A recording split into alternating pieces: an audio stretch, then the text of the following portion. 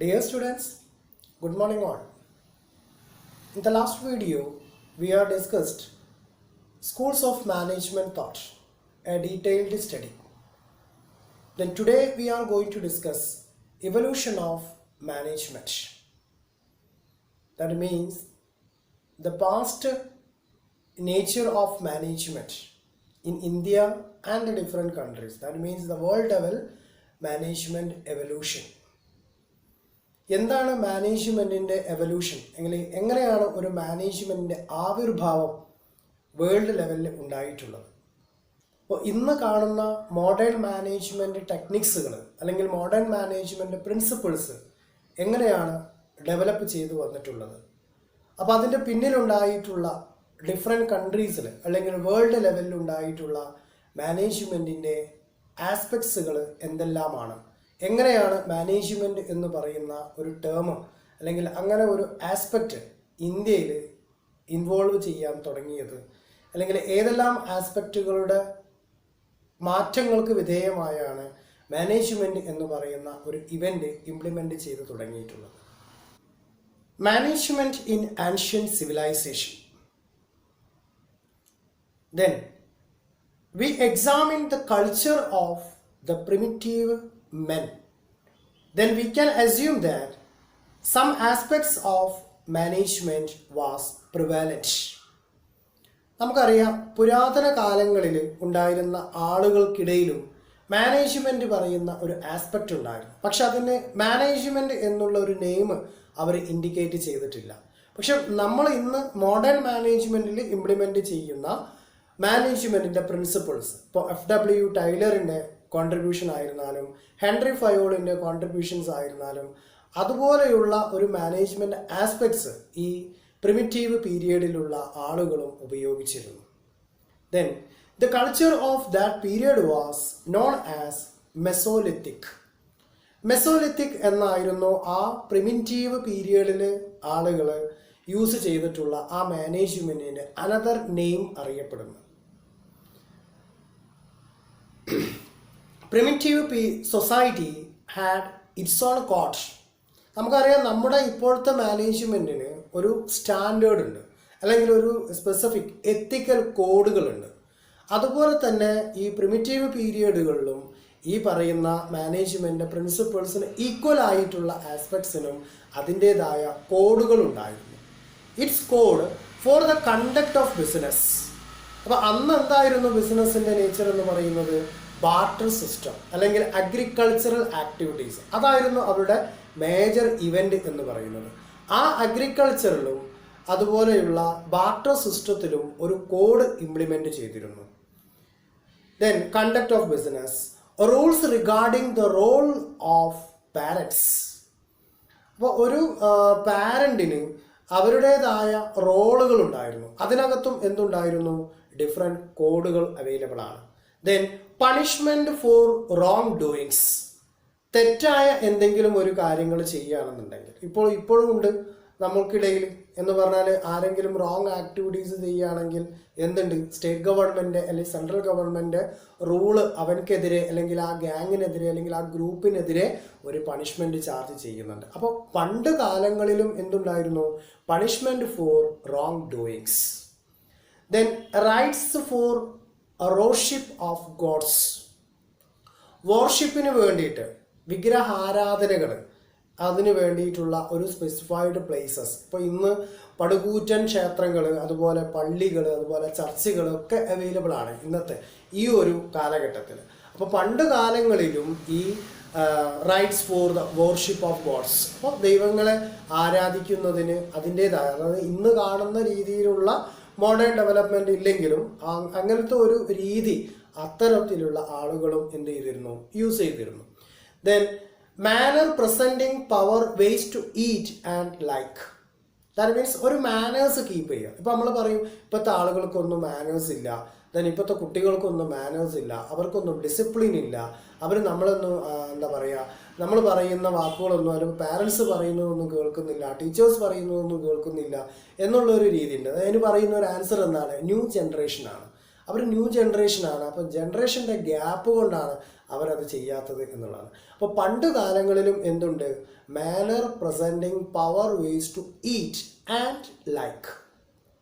Then a leader was there with the advent of practical agriculture. That means നമ്മൾ പറഞ്ഞു agriculture ആയിരുന്നു അന്നത്തെ major activity എന്ന് പറയുന്നത്. അപ്പോൾ അവിടെ ഉണ്ടായിരുന്നു ഒരു ലീഡർ എന്ന് പറയുന്നത്. നിങ്ങൾക്കറിയാം ജോയിൻറ്റ് ഹിന്ദു ഫാമിലി ഫേംസ് ഒരു ബിസിനസ് ഓർഗനൈസേഷൻ്റെ യൂണിറ്റാണ് ജോയിൻറ്റ് ഹിന്ദു ഫാമിലി ഫേംസ്. അവിടുത്തെ ലീഡർ ആരായിരിക്കും? കർത്ത എന്ന് പറയുന്ന സ്പെഷ്യലൈസ്ഡ് പേഴ്സൺ ആണ്. അതുപോലെ ഈ പ്രിമിറ്റീവ് പീരിയഡിൽ ഉണ്ടായിരുന്ന ആളുകൾക്കിടയിലും ഒരു ലീഡർ ഉണ്ടായിരുന്നു. A leader was there with the advent of practical agriculture. അയാൾ എന്തായിരിക്കും? അഗ്രികൾച്ചറൽ സെക്ടറിൽ അല്ലെങ്കിൽ ആ അഗ്രികൾച്ചറൽ ഫീൽഡിൽ വളരെ എക്സ്പീരിയൻസ്ഡ് ആയിട്ടുള്ള ഒരാളായിരിക്കും. Small villages grew and civilisation evolved. ഇപ്പോൾ സ്മോൾ വില്ലേജസ്, അതായത് കുറേ ഹഡ്സുകളായിരുന്നു അന്നൊക്കെ ഉണ്ടായിരുന്നത്. അങ്ങനെ പിന്നെ ചെറു ഗ്രാമങ്ങളായിട്ട് ആ ഗ്രാമങ്ങളൊക്കെ എന്തായി? നാഗരികത വന്നു ചേർന്നു എന്ന് പറഞ്ഞാൽ നഗരപ്രദേശങ്ങളിലേക്ക് ചേക്കേറാൻ തുടങ്ങിക്കൊണ്ടിരുന്നു. That means they came into force civilisation evolved. Then managers, അതുപോലെ ലീഡേഴ്സ് എന്ന് പറയുന്നത്, അതായത് ഈ പ്രിമിറ്റീവ് പീരിയഡിലുള്ള ആളുകളിൽ നിന്നും ഹഡ്സിൽ നിന്നും അവർ സിവിലൈസേഷൻ പ്രോസസ്സിന് വിധേയമായി. അപ്പോൾ എന്തായി? ഗ്രൂപ്പ് ഓഫ് പീപ്പിൾ ആയിട്ട് എന്ത് ചെയ്യാൻ പറഞ്ഞു? ലിവിങ് ചെയ്യാൻ തുടങ്ങി. അങ്ങനെയുള്ള ആളുകൾക്കിടയിൽ എന്തായി? ലീഡേഴ്സിൻ്റെയും അതുപോലെയുള്ള മാനേജേഴ്സിൻ്റെയും കടന്നുകയറ്റം ഉണ്ടായി. ദേ become priced the Kings and appointed ministers holding power. എന്തായി? അവർ കുറേ ആളുകൾ പ്രൈസ്ഡ് എന്ന് പറയുന്ന രീതിയിലായി, കുറേ ആളുകൾ രാജാക്കന്മാരായി, അതുപോലെ മിനിസ്റ്റേഴ്സായി മാറി. Holding power and wealth in there society. അപ്പോൾ ആ സൊസൈറ്റിയിലുള്ള ഓവറോൾ കൺട്രോൾ ചെയ്യുന്ന ആളുകളായി മാറി. ചിലർ രാജാക്കന്മാരായി മാറി, ചിലർ പ്രൈസ്ഡ് ആയിട്ട് മാറി. അങ്ങനെ ചില മാറ്റങ്ങൾ വന്നു തുടങ്ങി. അപ്പോൾ ആ പ്രിമിറ്റീവ് ആയിട്ടുള്ള നേച്ചറിൽ നിന്ന് ചെറിയ മാറ്റങ്ങൾ വന്നു തുടങ്ങി. Many ancient rulers. ഇപ്പോൾ പണ്ട് കാലങ്ങളിൽ ഉണ്ടായിരുന്ന ഭരണകർത്താക്കൾ, many ancient rulers used their trusted servants to carry out their wishes, giving such servants the necessary authority to act for the ruler. അപ്പോൾ നമ്മുടെ വിശ്വസ്തനായിട്ടുള്ള സെർവൻറ്റിനെ എന്ത് ചെയ്തു? ഒരുപാട് അതോറിറ്റീസ് ആ സെർവൻറ്റിന് ഈ റൂളർ പകർന്നു കൊടുത്തു. അങ്ങനെ റൂളർക്ക് വേണ്ടിയിട്ട്, ഭരണാധികാരിക്ക് വേണ്ടിയിട്ട് സെർവൻറ്റ് എന്ത് ചെയ്തു? ആക്ട് ചെയ്തു. എങ്ങനെയുള്ള സെർവൻറ്റിനെയാണ് അവർ ഇങ്ങനത്തെ അതോറിറ്റീസ് പകർന്നു കൊടുക്കുന്നത്? വളരെ ട്രസ്റ്റഡ് ആയിട്ടുള്ള, വിശ്വസിക്കാൻ പറ്റുന്ന, ഹോണസ്റ്റി ആയിട്ടുള്ള ആളുകൾക്ക് ഇത്തരത്തിലുള്ള റൂൾസ് അല്ലെങ്കിൽ അതോറിറ്റീസ് ഡെലിഗേഷൻ ചെയ്യണം. അപ്പോൾ നമ്മൾ മോഡേൺ മാനേജ്മെൻറ്റിൻ്റെ സ്ഥിതി എന്താണ്? മോഡേൺ മാനേജ്മെൻറ്റിന് സ്പാൻ ഓഫ് കൺട്രോൾ, അതുപോലെ ഡിവിഷൻ ഓഫ് ലേബർ ഇംപ്ലിമെൻ്റ് ചെയ്ത് എങ്ങനെയാണ് ഡിവിഷൻ ഓഫ് ലേബർ ചെയ്യുന്നത്? ലാബേഴ്സിൻ്റെ സ്കില്ല്, അതുപോലെ ലാബേഴ്സിൻ്റെ ഹോണസ്റ്റി അല്ലെങ്കിൽ ലാബേഴ്സിൻ്റെ കേപ്പബിലിറ്റീസ്, ഇതിനെ കൺസിഡർ ചെയ്തിട്ടാണ് നമ്മൾ എന്ത് ചെയ്യുന്നത്? ഡിവിഷൻ ഓഫ് ലേബർ ചെയ്യുന്നത്. ഇതായിരുന്നു പണ്ട് കാലങ്ങളിൽ വളരെ ട്രസ്റ്റഡ് ആയിട്ടുള്ള സെർവൻസിന് എന്ത് ചെയ്യുന്നു? റൂളർ അയാളിൻ്റെ അതോറിറ്റീസ് പകർന്നു കൊടുക്കുന്നു. അപ്പോൾ എന്തായി? ഈ സെർവൻസ് ഈ റൂളർക്ക് വേണ്ടിയിട്ട് ആക്ട് ചെയ്യാൻ വേണ്ടി തുടങ്ങി. Okay. In the Sumerian civilization of 5000 years ago as evidence of management. ഇപ്പോൾ സുമേറിയൻ സിവിലൈസേഷൻ്റെ വരവോടുകൂടി 5000 വർഷങ്ങൾക്ക് മുമ്പ് എന്തുണ്ട്? മാനേജീരിയൽ കൺട്രോൾ അല്ലെങ്കിൽ പ്രാക്ടീസസ് നടന്നു എന്നുള്ളതിനുള്ള എവിഡൻസ് കിട്ടിയിട്ടുണ്ട്. Evidence of management practices, then management practices. അപ്പോൾ 5000 yearsന് മുമ്പായിട്ട് തന്നെ എന്ത് ചെയ്തിട്ടുണ്ട്? മാനേജീരിയൽ ഫങ്ഷൻസ് ഇംപ്ലിമെൻ്റ് ചെയ്തു എന്നുള്ള ഒരു റിപ്പോർട്ട് അല്ലെങ്കിൽ ഒരു എവിഡൻസ് ഏതിലൂടെ കിട്ടിയിട്ടുണ്ട്? സുമേറിയൻ സിവിലൈസേഷനിലൂടെ. The evidence of management practices were also seen in the Babylonian Empire. അപ്പോൾ ബാബിലോണിയൻ എംപയറിലും എന്തുണ്ട്? Evidence of managerial practice. അതായത് ഒരു മാനേജ്മെൻറ്റിൻ്റെ മോഡേൺ ലെവലിൽ നടക്കുന്ന മാനേജ്മെൻറ്റ് ആസ്പെക്ട്സ് എന്താണോ അതിന് ഈക്വൽ ആവുന്ന രീതിയിലുള്ള ഒരു മാനേജ്മെൻറ്റ് പ്രാക്ടീസസ് ഈ ബാബിലോണിയൻ എംപയറിലും ഇംപ്ലിമെൻറ്റ് ചെയ്ത് കഴിഞ്ഞിരുന്നു. Their contribution, that means the Babylonian Empire contribution, was the code of Hammurabi. The code of Hammurabi. Hammurabi was the king of Babylonia for some period between 2000 and 500 BC. അപ്പോൾ B C 500-നും 2000 ഇയേഴ്സിനും ഇടയിലായിട്ട് എന്ത് ചെയ്തിരുന്നു, ഒരു ഹ്യൂമറാബി എന്ന് പറയുന്ന ഒരു king ഈ പറയുന്ന Babylonian എംപയറിൽ എന്ത് ചെയ്തിരുന്നു, ഈ ഒരു റൂളറായിട്ട് ആക്ട് ചെയ്തു. അതുപോലെ അവിടെ മാനേജ്മെൻറ്റിൻ്റെ മാനേജീരിയൽ പ്രാക്ടീസസ് ഇംപ്ലിമെൻ്റ് ചെയ്യുകയും ചെയ്തിരുന്നു. ദേ ഇൻട്രൊഡ്യൂസ്ഡ് കോഡ് ഓഫ് ലോ. അവരെന്ത് ചെയ്തു, കോഡ് ഓഫ് ലോ ഇംപ്ലിമെൻ്റ് ചെയ്തു ഇൻ ദ വേൾഡ്. ഇപ്പോൾ വേൾഡ് ലെവലിൽ കോഡ് ഓഫ് ലോ ഇംപ്ലിമെൻ്റ് ചെയ്തിട്ടുള്ളത് ഈ പറയുന്ന, അതായത് ഇന്ന് നമ്മൾ മാനേജ്മെൻറ്റിന് അല്ലെങ്കിൽ സ്റ്റേറ്റ് ഗവൺമെൻറ്റിന് അല്ലെങ്കിൽ സെൻട്രൽ ഗവൺമെൻറ് എങ്ങനെയാണോ റൂൾസ് ആൻഡ് റെഗുലേഷൻസ് കൊണ്ടുവന്ന് റെസ്ട്രിക്ഷൻസ് നടത്തുന്നത്, അതുപോലെ ഉള്ള ഒരു ലോ ഓഫ് കോഡ് ഈ ബാബിലോണിയൻ എംപയറിലെ കേസിൽ ഹുമറാബി ഇൻട്രൊഡ്യൂസ് ചെയ്തിരുന്നു. The concept of responsibility was well recognised in the court. അപ്പോൾ ആ ഒരു റെസ്പോൺസിബിലിറ്റീസ്, അതായത് ഒരു കോഡ് ഓഫ് റെസ്പോൺസിബിലിറ്റി അല്ലെങ്കിൽ ഒരു കോൺസെപ്റ്റ് ഓഫ് റെസ്പോൺസിബിലിറ്റീസ് എന്ത് ചെയ്തിരുന്നു, ഈ പറയുന്ന കോഡിലൂടെ ഇംപ്ലിമെൻ്റ് ചെയ്യാൻ വേണ്ടി പറ്റി. Then, in the field of management, Hebraeus contributes was great. അപ്പോൾ ഹെബ്രിയൂസിൻ്റെ കോൺട്രിബ്യൂഷൻസും വളരെ മഹത്തരമാണ്. ഇന്ന് നാം കാണുന്ന ട്രെയിനിങ്, അതുപോലെ delegations, then management selection process, that means നമ്മൾ ഹ്യൂമൻ റിസോഴ്സസിനെ സെലക്ട് ചെയ്യണം. അതായത് നല്ല ക്വാളിറ്റിയുള്ള സ്കില്ലായിട്ടുള്ള ലാബേഴ്സിനെ നമ്മൾ സെലക്ട് ചെയ്യണം. മാനേജ്മെൻറ്റ് എന്ന് പറയുന്നത് എന്താണ്, getting things done through other peoples. അപ്പോൾ അതർ പീപ്പിൾസിൻ്റെ എഫിഷ്യൻ്റ് എങ്ങനെ ഉണ്ടോ അതനുസരിച്ചിരിക്കും എന്താണ് മാനേജ്മെൻറ്റ് എന്ന് പറയുന്ന പ്രോസസ്സ്. അപ്പോൾ നല്ല സെലക്ഷൻ പ്രോസസ്സ് നടത്തണം. സെലക്ട് ചെയ്തിട്ടുള്ള ആളുകൾക്ക് ഡെലിഗേഷൻ നടത്തണം, അല്ലെങ്കിൽ ഡിവിഷൻ ഓഫ് ലേബർ നടത്തണം. അതുപോലെ നല്ല ട്രെയിനിങ് പ്രൊസീജിയർ കണ്ടക്ട് ചെയ്ത് കൊടുക്കണം. നല്ല ഒരു ഓർഗനൈസേഷനെ സെറ്റപ്പ് ചെയ്യണം. അപ്പോൾ delegation, exception, then management planning procedures or selection procedures and training and also well occupied or well structured organisation. ഇതൊക്കെ കോൺട്രിബ്യൂട്ട് ചെയ്യുന്നത് ആരാണ്, ഹെബ്രിയൂസിൻ്റെ കോൺട്രിബ്യൂഷൻസ് ആണ്. Okay, in the field of management Hebrews contributes was great.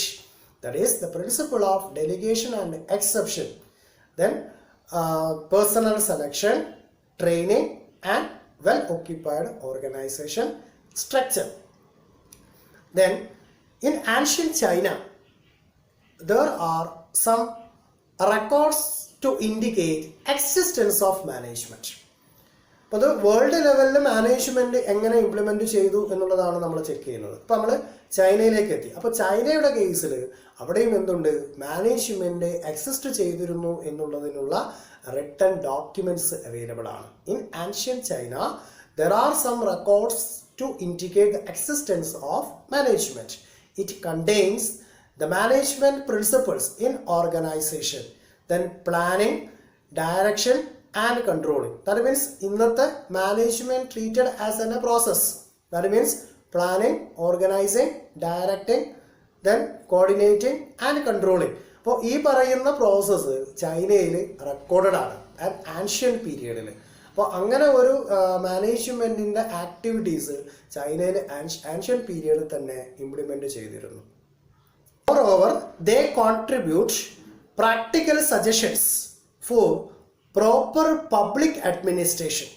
അപ്പോൾ ഒരു public administration ഒരു government authority ബേസിൽ അല്ലെങ്കിൽ ഒരു പബ്ലിക് സെക്ടർ ബേസിൽ എങ്ങനെയാണ് ഒരു അഡ്മിനിസ്ട്രേഷൻ പ്രോസസ്സ് ഇംപ്ലിമെൻറ്റ് ചെയ്യേണ്ടത്. അപ്പോൾ suggestions four proper public administration and advisors to choose honest, unselfish and capable public officers. അപ്പോൾ പബ്ലിക് ഓഫീസേഴ്സിനെ സെലക്ട് ചെയ്യാൻ അൺസെൽഫിഷ് ആയിട്ടുള്ള, ഹോണസ്റ്റ് ആയിട്ടുള്ള, കേപ്പബിൾ ആയിട്ടുള്ള ഓഫീസേഴ്സിനെ സെലക്ട് ചെയ്യുന്നതിനുള്ള ഏതെങ്കിലും തരത്തിലുള്ള പ്രോബ്ലംസ് അല്ലെങ്കിൽ അവർക്കുള്ള അഡ്മിനിസ്ട്രേഷൻ പ്രൊസീജിയേഴ്സ് ഇംപ്ലിമെൻറ്റ് ചെയ്യുന്നതിന് ആവശ്യമായ സജഷൻസ് അടങ്ങിയിട്ടുള്ള ഒരു റിട്ടൺ ഡോക്യുമെൻ്റ് എവിടെ അവൈലബിൾ ആയിരുന്നു, ആൻഷ്യൻ ചൈനയിൽ അവൈലബിൾ ആയിരുന്നു. The government of China started the scientific selection of workmen by means of examination about 120 BC. അപ്പോൾ ഈ 120 BC തന്നെ എന്ത് ചെയ്തിരുന്നു? റിട്ടൺ എക്സാമിനേഷൻ കണ്ടക്ട് ചെയ്തിരുന്നു. എന്തിനാണ്? കേപ്പബിൾ ആയിട്ടുള്ള ഓഫീസേഴ്സിനെ സെലക്ട് ചെയ്യുന്നതിന് വേണ്ടി. അപ്പോൾ ആൻഷ്യൻ പീരിയഡിൽ തന്നെ ഈ റിട്ടൺ എക്സാമിനേഷന്, ഇൻ്റർവ്യൂകൾ, ഗ്രൂപ്പ് ഡിസ്കഷന് ഇങ്ങനെയുള്ള പ്രോഗ്രാമുകളൊക്കെ ഇംപ്ലിമെൻറ്റ് ചെയ്തിട്ടാണ് എന്ത് ചെയ്തിരുന്നത്?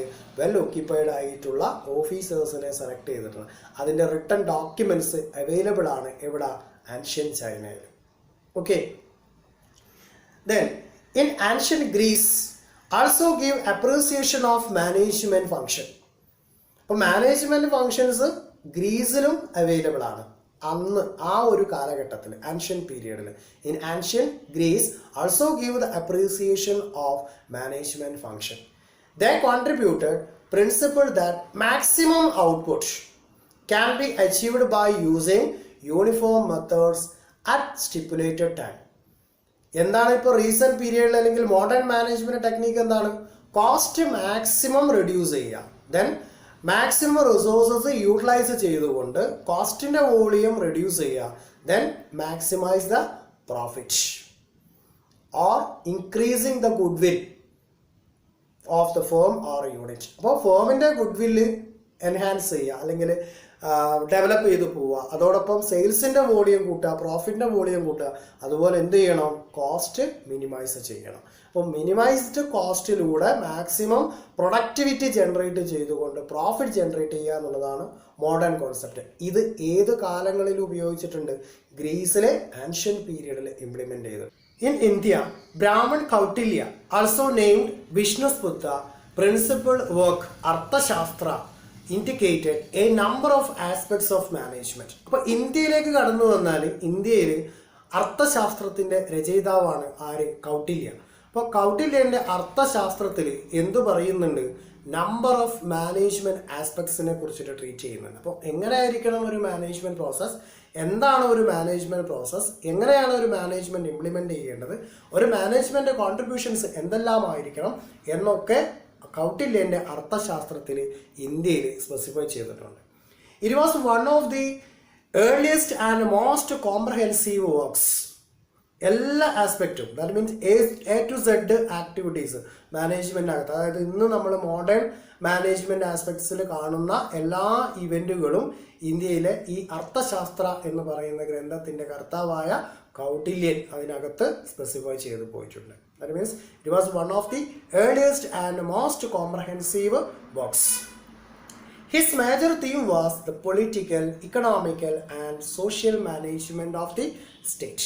അപ്പോൾ സാമൂഹികപരമായിട്ടും സാമ്പത്തികപരമായിട്ടും രാഷ്ട്രീയപരമായിട്ടും ഏതെല്ലാം തരത്തിലുള്ള ഇവൻറ്റുകൾ ഇംപ്ലിമെൻ്റ് ചെയ്യാൻ പറ്റുമോ ഇതായിരുന്നു അർത്ഥശാസ്ത്രയിലൂടെ കൗട്ടില്യൻ തീമായിട്ട് കൊടുത്തിരുന്നത്.